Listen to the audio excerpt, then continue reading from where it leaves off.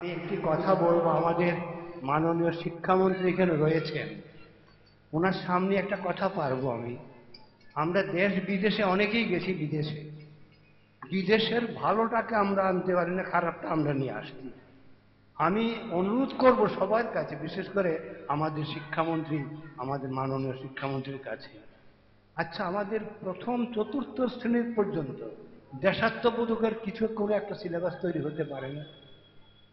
অন্তত চতুর্থ শ্রেণী পর্যন্ত এটা সম্ভব কিনা আমি আপনার কাছে আবেদনটা আমি নেতাদের কাছে আবেদনটা রেখেছি।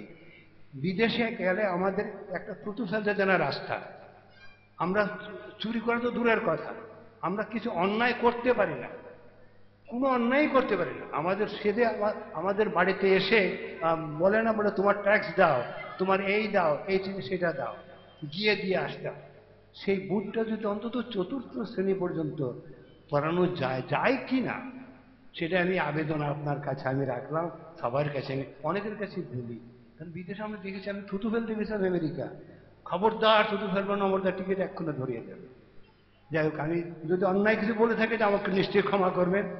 সকলকে আমার আন্তরিক শুভেচ্ছা।